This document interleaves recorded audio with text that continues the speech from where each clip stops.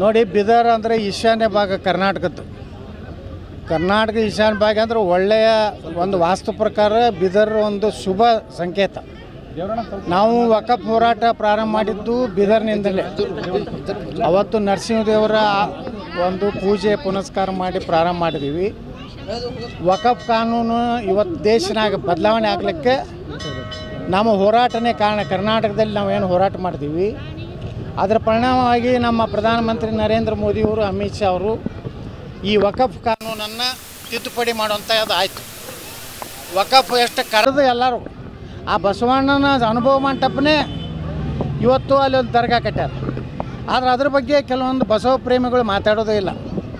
ಅವ್ರು ಬೇರೆದ್ರಾಗ ಬಗ್ತಾರೆ. ವೀರ ಶೈವ ಲಿಂಗಾಯತರು ಬೇರೆ ಬೇರೆ ಅಂತ.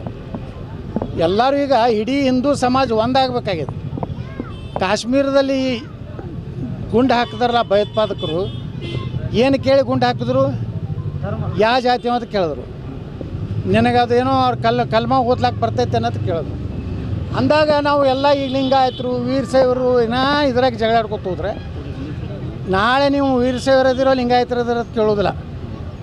ಸಿದ್ದರಾಮಯ್ಯನ ಮಗ ಏನಾರೇ ಕಾಶ್ಮೀರಕ್ಕೆ ಹೋಗಿದ್ರೆ, ನಮ್ಮ ಜಮೀರ್ ಅಹ್ಮದ್ ಖಾನನ ಮಗ ಕಾಶ್ಮೀರಕ್ಕೆ ಹೋಗಿದ್ರೆ, ಸಿ ಮಾದೇವಪ್ಪನ ಮಗ ಕಾಶ್ಮೀರಕ್ಕೆ ಹೋಗಿದ್ರೆ, ಜಮೀರ್ ಅಹ್ಮದ್ ಖಾನನು ಒಬ್ಬನೇ ಹೊರಗೆ ಬರ್ತಿದ್ದ. ಅವನ ಮಗ ಇವರಿಬ್ಬರು ಗುಂಡು ಹಾಕ್ತಿದ್ರು. ಯಾಕಂದ್ರೆ ಇವರಿಬ್ಬರು ಹಿಂದೂ ಅದಾರ.